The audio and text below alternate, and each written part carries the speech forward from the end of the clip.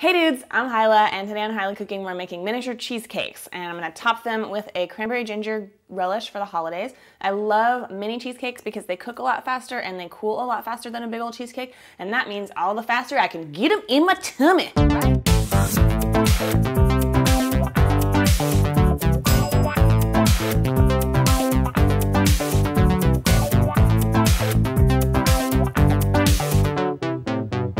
For the cheesecake filling, I'm just going to start out with a couple packages of cream cheese. And whenever you're doing a cheesecake, you want to make sure that all your ingredients are at room temperature. So I actually left these out overnight on the counter. Even though it says keep refrigerated, we're going to live on the edge a little bit, and we're going to keep them not refrigerated for about 8 hours. And that's going to help them blend up a lot better. And I'm using actually there we go. Like one full fat cream cheese and one reduced fat Neufchâtel cream cheese. So, you know, what the hell. Try to be a little bit lower fat since I'm gonna be eating like an entire turkey and chasing that down with 10 white Russians later. So get that. So you can see the consistency difference. The full fat one is like way stickier. All right, so now we're gonna beat this together on kind of a medium speed until it's nice and fluffy before we add anything else to it. Okay, so this is, once it starts to get kind of loosened up like this, it's gotten really very soft now. We can start adding in our sugar. I'm just gonna go kind of slow and add it in gradually, like when you're doing like butter and sugar for cookies and stuff like that.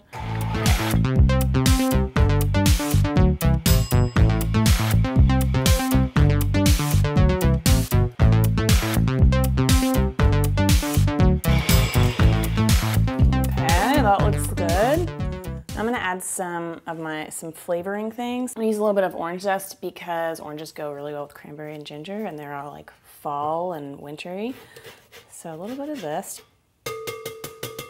and a little bit of lemon zest,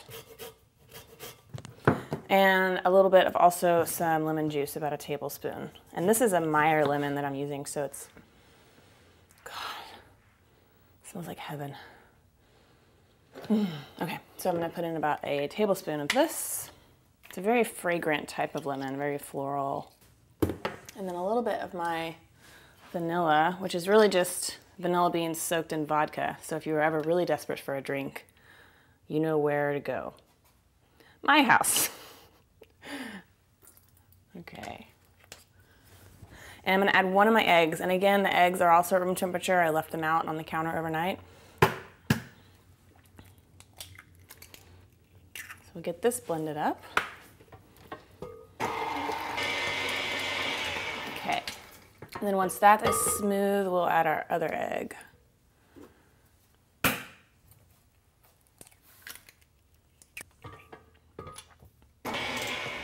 Okay, so that looks really nice and smooth.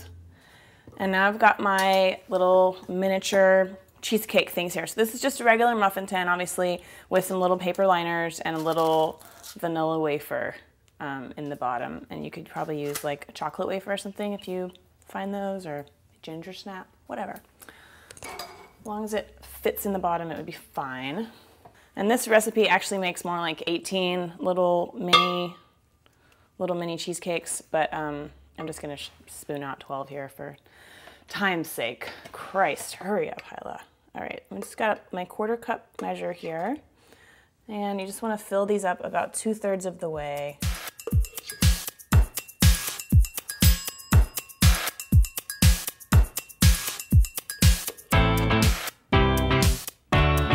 Once they're all filled up, I'm just going to take this and tap it a couple times just to get the settled, and then I'm put it in a 375-degree oven for about 15 minutes while we make our cranberry topping. For the cranberry topping, I've got 2 cups of fresh cranberries here. You could totally use frozen. I'm gonna add some orange juice. You could also use apple juice, but I like to use the orange with this because then it kind of ties the 2 flavors together. And let's get a little heat going under there. And some sugar. Cranberries are tart, guys. They don't taste like craisins naturally. And this is some ginger preserves. It's pretty easy to find.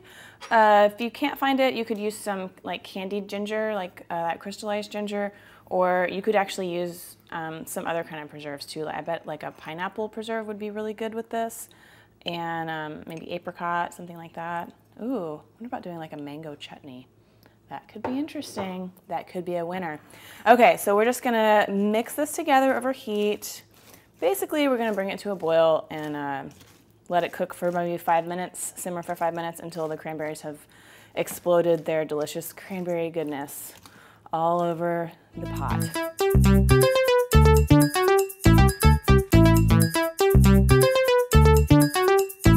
Okay, so this is boiling. I'm gonna turn it down and let it simmer for 5 minutes.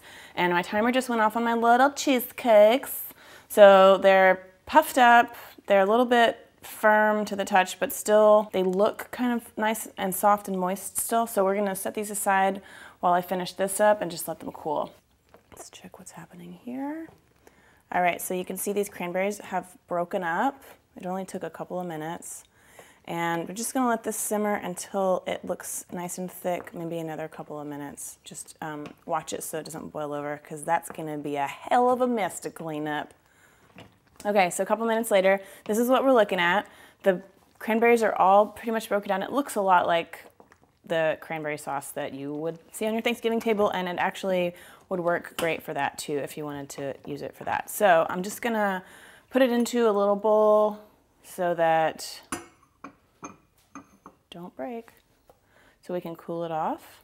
And it still seems, it might seem a little bit thin, but it will thicken up as it stands. The cranberries have a lot of pectin in them, which is the naturally occurring, is it a protein? I don't know. Scientists tell me. I think it might be a protein, but it's in fruits that makes them set up firm like jelly. So they have a lot of that naturally. So we're just gonna let this cool.